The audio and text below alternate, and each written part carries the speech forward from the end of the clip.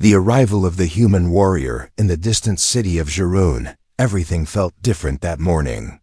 The sky was painted with strange blue and purple colors, and a cold wind moved through the wide streets. The people of Jarun, with their tall thin bodies and shining silver skin, were all afraid. Today was the day of the sacrifice. And today, for the first time, the sacrifice was not one of their own. Today, they had brought a human. John Carter was marched through the city gates, his hands tied tightly behind his back. He was tall and strong, but his face was tired, covered in dust and blood from a long journey. Around him, alien guards walked in silence. Some children hid behind their mothers, peeking at him with wide, fearful eyes. Others just turned away, too scared to watch what was about to happen. John tried to keep his head up, but his heart beat fast in his chest. He did not know the alien language, but he understood fear. Every eye in the city was fixed on him.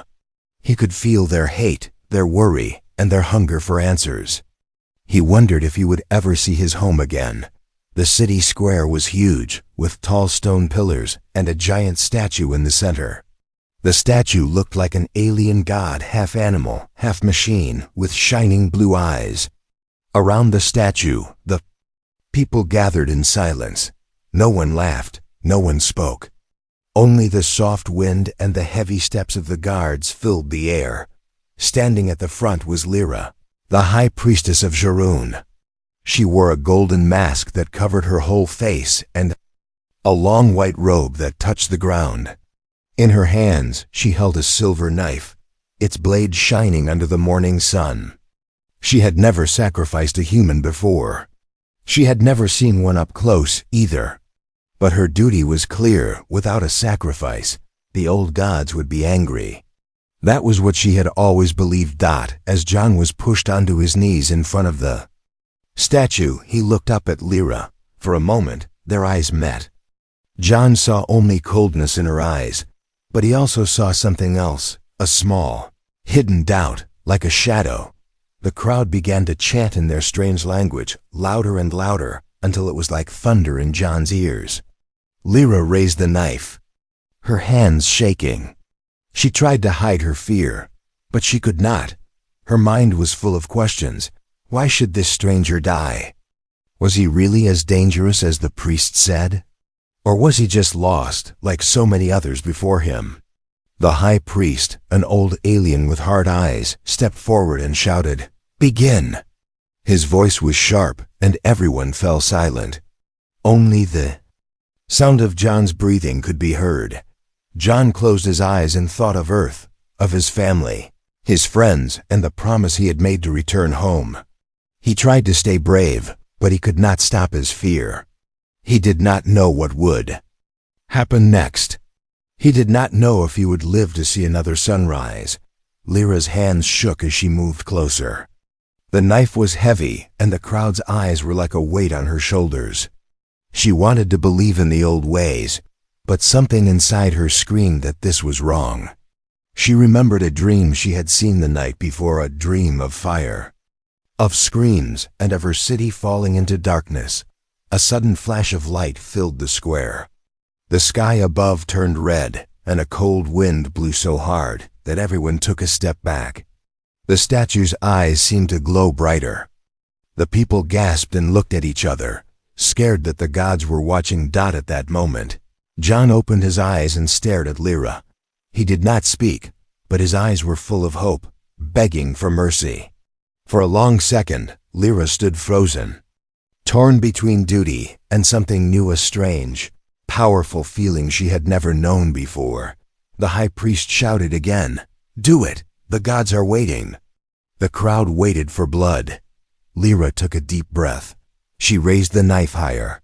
The city held its breath, but in her heart the doubt grew. Was she really saving her people?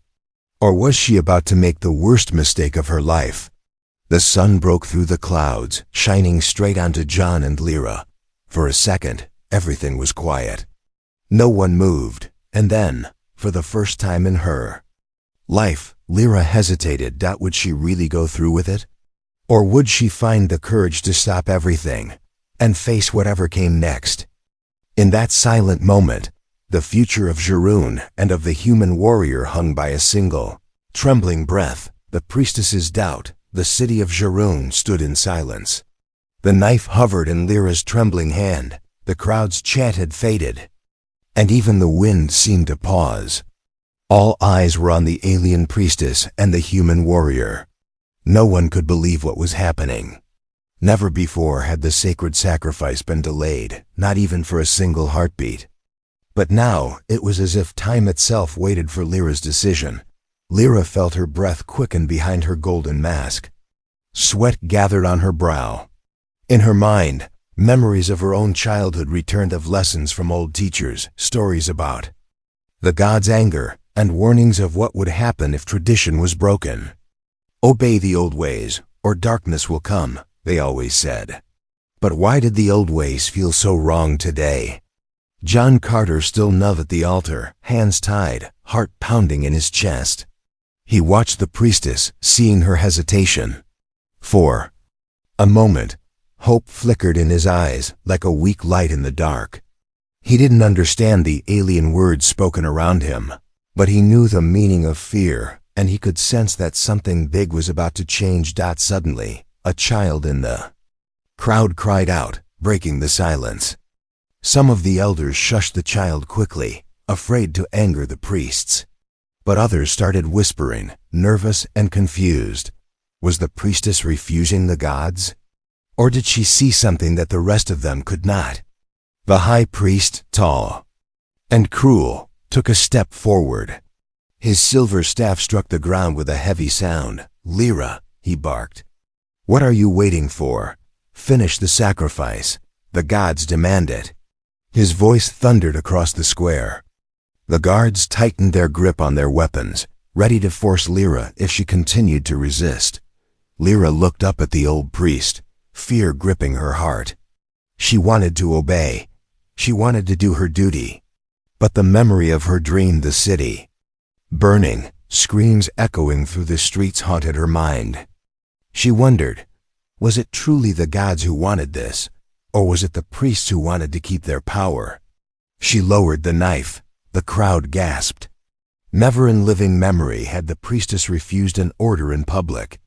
The high priest's face twisted with anger, and he shouted to the guards, "Hold her!"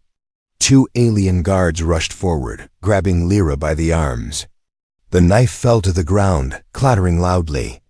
The people stared, some frightened, others curious. Lyra, struggling to breathe, looked over at John.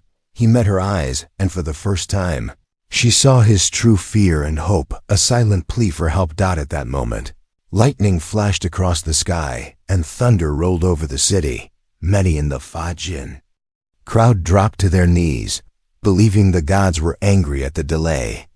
Some began to pray out loud, while others watched the drama with wide, anxious eyes. The high priest wasted no time. He picked up the silver knife himself and stepped toward John, ready to finish what Lyra had started. Lyra, still held by the guards, shouted out, "Stop! He is not the enemy. We do not understand him. Killing him will not save us." Her voice was clear and strong, ringing out above the storm. The crowd was stunned. No priestess had ever spoken like this before. A few younger aliens whispered to each other. Could it be true? Was the human not the monster their legends described? Some of them began to question everything they had been taught since childhood. The high priest ignored Lyra's words. He raised the knife high, ready to strike. The rain began to fall, drops hitting the stone altar, the priest's robe, and John's bowed head. In that moment, a young guard, one of Lyra's students from the temple, stepped forward. His hands shook, but his voice was steady. "Wait," he called out. "We must listen to her. Lyra has never lied to us. If she believes something is wrong, then we must think before we act." A ripple moved through the crowd. Now others began to shout, "Let the priestess speak. Listen to Lyra.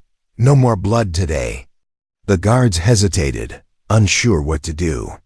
The city was splitting in two, some loyal to the old priest, others putting their trust in Lyra. John looked around in confusion. He saw that things were changing. He could not understand their language, but he understood when hope was alive. His heart beat faster as the tension in the air grew thicker. Lyra pulled free from the guards and moved to stand between John and the high priest. She spread her arms wide, blocking the blade. "If you want his blood, you will have to spill mine first," she shouted, her voice full of courage. The high priest glared at her, his anger now turning to desperation.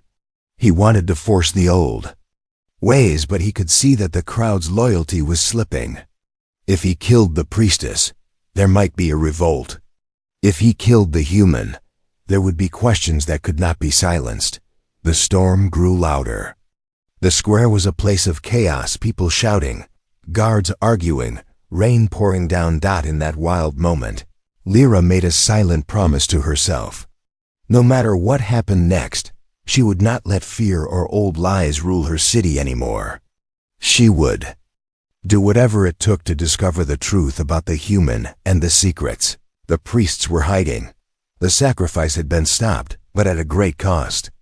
Now both Lyra and John were prisoners, and the future of Jurun was more uncertain than ever. The escape begins. Thunder still echoed over the city of Jurun as heavy rain poured down, washing away the last signs of the failed sacrifice. Inside the cold stone prison beneath the great temple, John Carter sat quietly on the floor, hands tied behind his back, water dripping from his hair and clothes. His body ached, but his mind was sharper than ever. In the darkness he listened to every sound, each footstep above, every shout in the distance, and the angry roar of the storm outside.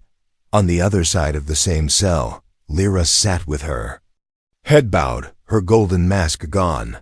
For the first time, her face was visible to John. Her skin glowed softly in the dim light, and her dark eyes were full of worry. She was no longer the strong, untouchable priestess everyone feared. Now she was just a young woman, alone and afraid. John watched her in silence. He knew she had risked everything for him, her position, her safety, even her life. He wanted to thank her, but he did not know how to say the words in her language. Still, there was something between them, a quiet understanding, a shared sense of danger. They were both prisoners, both uncertain what the next hour would bring. Up above, the city was boiling with chaos. People shouted in the streets, some supporting the high priest, others demanding that Lyra be freed. Rumors spread like fire. The gods are angry. The priestess has gone mad. The human is cursed. The guards at the temple gates argued among themselves, unsure who to obey. Suddenly, a shadow moved in the hall outside the prison cell. John tensed, ready for another beating or maybe the end. But instead, a small voice called softly, "Priestess Lyra." The cell door creaked open just a little, and a young alien stepped inside. His uniform was messy, and his hands shook. It was Miran, one of Lyra's oldest students. He knelt beside her, whispering, "You must leave. There will be no trial. They want your blood by dawn." He handed her a hidden key and glanced at John. "If he stays, he will die too." Lyra's eyes widened. "But where can we go? The city is full of guards." Miran shook his head. "You must trust me. Follow the old river path through the tunnels. I will distract the sentries." John saw the urgency in their faces, even if he did not understand the words. When Lyra pressed the key into his hands and gestured to the door, he nodded quickly. Hope sparked in his heart for the first time since he arrived. They moved quietly through the dark halls, every shadow a possible enemy. At one corner, 2 guards blocked their path. Miran stepped forward, his voice loud and bold. "There's a fire in the storeroom." As the guards rushed away, Lyra and John hurried past, their hearts pounding. Outside, the rain had slowed, but lightning still flashed across the sky. Lyra led John to a small stone door at the edge of the temple gardens. a place she remembered from her childhood. She pushed it open, and cold, fresh air hit their faces. Behind them, angry voices shouted, "The prisoners have escaped." They ran down slippery stairs into the old river tunnels below the city. The water was cold, and the darkness complete, but they did not stop. Behind them, shouts and running footsteps echoed. John stumbled but kept going, feeling Lyra's hand, pulling him forward. Deeper into the tunnel, the noise above faded. Lyra stopped, breathing hard. "We're safe for now," she whispered. John nodded, trying to catch his breath. In the darkness for a moment, they felt free, but freedom was only the first step. John knew he was still far from home, and Lyra was now an outcast. The city above was still in chaos, and the High Priest's anger would only grow. Worse, Ruin's old legends warned of dark things living in the tunnels, creatures who hated the living. As they rested, Lyra spoke softly. "I don't know what happens next. I only know I couldn't let you die. Maybe together, we can change everything." John listened, understanding her courage even without words. The storm outside was still raging, but deep below, a new hope was being born. Their escape had started something no one could stop. The night was full of unknown dangers, but for the first time, they were not alone. Hunted in the shadows, the old river tunnels twisted beneath Jarun like the roots of a dead tree. Cold water rushed around John's boots as he and Lyra moved deeper into the darkness, their breaths sharp and nervous. The only sound was the distant echo of water and the soft drip-drip from above. Behind them, the shouts of angry guards faded, replaced by something more frightening: silence. John pressed his hand against the damp wall, moving carefully. Every now and then, he glanced over his shoulder, half expecting to see torches or soldiers racing after them. Instead, only shadows filled the tunnel. He wondered if the stories he'd heard about monsters living beneath alien cities were true here too. Lyra led the way, holding a small blue crystal that glowed gently in her palm. Its light showed the path, but it also cast long dancing shadows against the stone. She remembered old warnings from her childhood: never wander in the deep tunnels. The forgotten things wake when they smell fear. John whispered, "How far?" His voice echoed, sounding much louder than he intended. Lyra shook her head, worry on her face. "Farther still. But if we move fast, we can reach the old temple ruins by dawn. There, the city's eyes cannot find us." Their pace quickened. The tunnel grew tighter, the ceiling so low John had to crouch. The air turned cold and heavy, making it hard to breathe. Suddenly, Lyra stopped. She raised a finger to her lips. John listened. Somewhere in the darkness, a scraping sound like claws on stone echoed toward them. For a moment, both stood frozen. The scraping grew louder, then stopped. John's heart hammered in his chest. Lyra pulled him forward. "We must hurry," she whispered. "The old ones are awake." "As they moved?" John asked. "Old ones?" Lyra nodded. "Not priests, not soldiers, something worse. Creatures born from ancient anger forgotten by the city above." A cold wind rushed through the tunnel, carrying a foul smell. John coughed, covering his mouth. They pressed on, turning left, then right, moving through a maze that only Lyra seemed to understand. She never let go of the glowing crystal. Suddenly, something moved ahead. A pair of glowing red eyes appeared, floating just above the water. John stepped in front of Lyra, fists clenched. The creature slithered forward, its long body covered in scales and old scars. Its teeth glistened in the blue light. It hissed, blocking their path.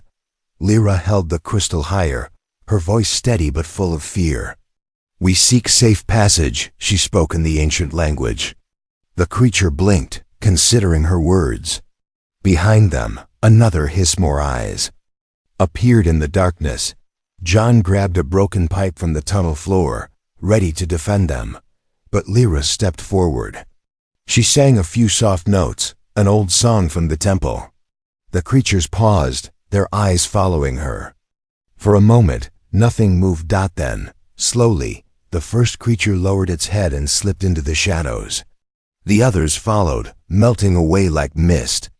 The tunnel was quiet again. John let out a breath he didn't know he was holding. You saved us," he said softly. Lyra nodded, but her hands were shaking. "They respect only courage and the old ways," she replied. They kept moving, even faster now. Finally, they reached a spot where the tunnel opened into a wide ruined hall. Broken columns lay scattered, covered in strange alien vines. Here, in the old temple ruins, the air felt lighter. No guards, no monsters, just the ghosts of forgotten prayers. Lyra sank to the floor, exhausted. John sat beside her. For the first time since escaping the city, they allowed themselves to rest. Lyra looked at John, eyes full of fear and wonder. "You are not what I was taught to fear," she said quietly. John smiled weakly. "And you are not what I was taught to hate." Above them, the city was still searching. Below, in the ruins, two fugitives waited, uncertain what would happen next. But as the sun's first rays touched the far edge of the tunnel, a new hope grew between them. They had survived the night dash together. But in Jurun, nothing stayed quiet for long. Secrets of the old temple sunlight broke through the cracks high above the ruined temple. For a few precious minutes, John and Lyra felt safe, but the silence did not last. From somewhere in the old stones, a low hum began, almost like a whisper. From the past, Lyra sat up straighter, listening. John watched her, alert and tense. The hall was full of faded symbols. Alien faces, animal shapes, stars, and war all carved into the walls, their meanings lost to most people of Jurun. Lyra traced her hand along one symbol, a circle with a single eye. "This place is older than our city," she said softly. "Priests come here only to hide the truth, not to pray." John tilted his head. He didn't understand all her words, but the sadness in her eyes was clear. She touched a stone at the base of the wall, pressing gently. With a soft click, a hidden door slid open. The sound echoed in the ruined hall. Behind the door was a small room filled with dust and old relics books, crystals, metal discs, and broken statues. Lyra grabbed a thick, leather-bound book and flipped through the yellowed pages. "These are the real stories," she whispered, "not the lies from the high priests." John moved closer, trying to read. He saw drawings of humans and aliens standing together, sharing fire and food. There were no sacrifices in these pictures, only friendship and learning. John pointed at one, raising his eyebrows in question. Lyra nodded. Long ago, humans in Jurun lived in peace. But the next pages showed darkness priests raising weapons, burning books, and forcing the people to forget. Lyra's hand shook as she turned the pages. When fear grew, the priests took control. They created the sacrifice, the old laws. They lied to keep their power. A wave of anger rose in John. Even though he was far from home, he recognized the same story. He'd seen on Earth people using fear to control others. He squeezed Lyra's shoulder gently. "We must show them," he said, speaking slowly, hoping she understood. Lyra looked at him, fear and hope mixing in her eyes. "If we try, they might kill us." John shook his head. "If we do nothing, they will keep killing others." Suddenly, they heard footsteps in the hall above, the heavy boots of guards searching for them. Lyra closed the book and pressed it into John's hands. "Hide this. Don't let them find it." They crawled through a crack in the wall, just as shadows moved across the ruined hall. John squeezed first, then helped Lyra. They found themselves in a narrow passage, pitch black except for Lyra's glowing blue crystal. The passage was full of strange smell spices, old wax, and something sharp like metal. John led the way this time, every sense alert. They followed the passage until it opened into a secret chamber. In the center stood a strange device, a tall metal pillar covered in blinking lights. Lyra gasped. "It's the truth teller," she whispered. "Only the high priests know about it. It can show memories, real memories, to everyone who watches." Her voice trembled. "No one outside the priesthood has seen it work." John stared at the pillar. "Can we use it?" Lyra nodded slowly. "If we bring this to the city square, we can show everyone the truth. The priests will lose all their power." But heavy footsteps echoed behind them. The guards were close now, voices echoing through the halls.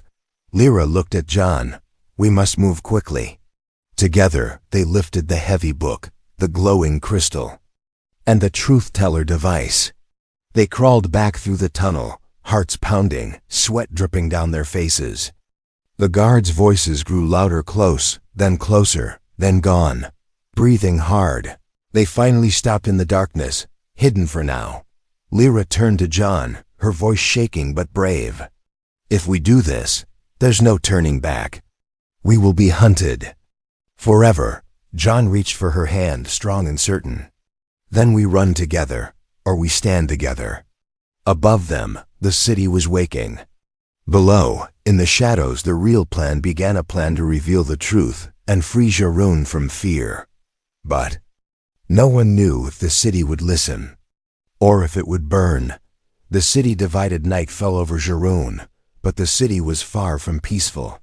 Angry voices echoed through the narrow streets. Some people blamed Lyra for breaking the sacred ritual. Others whispered that the priests had lied to them for years. The air was thick with tension and fear. One wrong step could start a riot. Hidden in the shadows, John and Lyra watched from the edge of the old city walls. They were tired, hungry, and covered in dust, but their eyes burned with purpose. In John's arms was the heavy book of true history. Lyra carried the blue crystal and the truth-teller device, wrapped tightly in a piece of cloth. "We must go." "Now," Lyra whispered. Her hands shook, but her voice was steady. "If the city learns the truth tonight, they may never accept another sacrifice again." John nodded. He followed as Lyra led him through a maze of back alleys, dodging groups of angry citizens and squads of patrolling guards. The city felt like a pot about to boil over. They reached the great square just as a new crowd gathered, hundreds of people, angry and scared, demanding answers from the priests. The high priest stood on the temple steps, shouting, "The gods are angry. Only blood can save us now." Lyra stepped forward, her heart beating like a drum. John stood beside her, tall and silent, holding the book high above his head. The crowd gasped, some pointed, others drew back in fear. The high priest saw them and screamed, "Seize the traitors!" But Lyra's voice rang out over the square, clear and full of courage. "Listen to me. You have been told only half the story. For generations, the priests have hidden the truth." Guards rushed toward them, but Lyra raised the blue crystal. Its glow stopped the men in their tracks. The truth-teller device began to hum and blink, casting a wide beam of light over the crowd.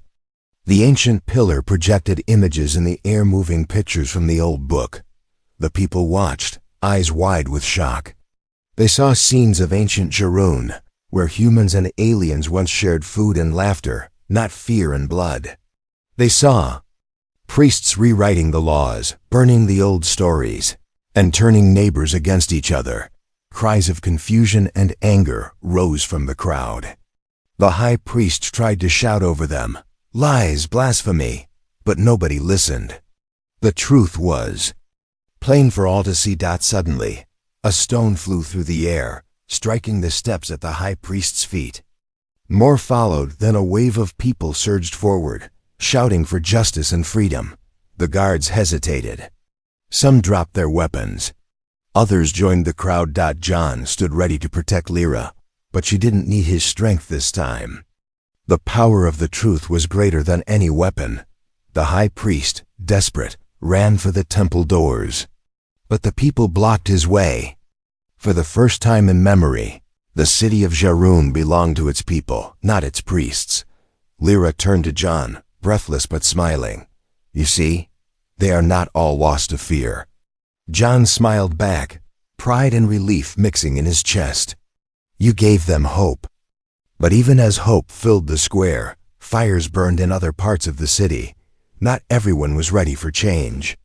Some still believed in the old ways and would fight to the end. Lyra squeezed John's hand. It's not finished yet. We showed them the truth, but now we must keep the city from tearing itself apart. John nodded. We face it together. No matter what comes. Above them, the stars shone brighter than ever. Below, Jarun stood on the edge of a new future. The sacrifice was over, but the real test was just beginning. A new dawn for Jarun smoke drifted through the broken streets of Jarun as the city woke to its first day without fear.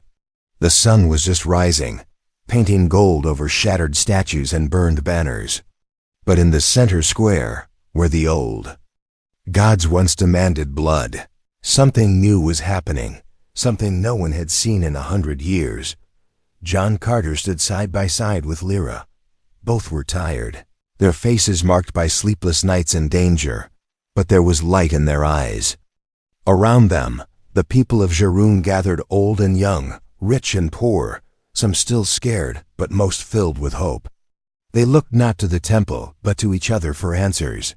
The high priest, once the city's most powerful man, now stood before the crowd, his head bowed, hands tied. His robes were torn, his silver staff gone. Some shouted for revenge, others wanted him to face the same fear he once gave others. But Lyra stepped forward, her voice calm and steady. No more blood, she declared. If we truly want peace, we must begin with mercy. We will build our future on truth, not fear. Some in the crowd hesitated, but John's strong voice backed her up. Real courage is not in taking lives, but in saving them. If we become monsters to defeat monsters, nothing will ever change. Slowly, the anger in the crowd faded. The high priest fell to his knees, tears in his eyes. He confessed everything. How the priests twisted the old stories, how they kept the people afraid so they could keep power. For many, this was the first time they heard a priest speak the truth. The city council, now led by ordinary citizens, agreed to ban the old sacrifice forever. Instead, the people chose Lyra as their new leader, with John as her closest friend and advisor. Together, they promised to rebuild Jarun, a city where no one needed to fear the gods, the priests, or each other. But there was still much work to do. Fights broke out in far neighborhoods where people clung to the past. John helped build shelters and protect the weak, while Lyra spoke to crowds day and night, calming their fears and answering their questions. When night came, the city was quieter than it had been in years. John and Lyra stood at the top of the old temple steps, looking out over Jarun. The square below, once a place of terror, now held children playing and families talking by lantern light. John looked at Lyra, his heart full. You changed everything, he said softly. Lyra shook her head. No, we changed it. You showed me courage, and I showed them the truth. Alone we would have failed, but together. She smiled, a real hopeful smile. Far in the crowd, a little alien girl handed John a wildflower. He knelt to accept it, touched by her trust. Around them, the people of Jarun began to sing a new song for a new time. The story of the human and the alien priestess became legend. Their friendship proved that hope could break the oldest chains. For the first time, Jarun looked to the future with open eyes and open hearts. Above the city, the dawn spread its light across the sky, bright, warm, and full of promise. The days of fear were gone, and a new age had begun. And as John and Lyra walked together into the sunrise, the people of Jarun followed, not because they were forced, but because they finally chose hope over fear.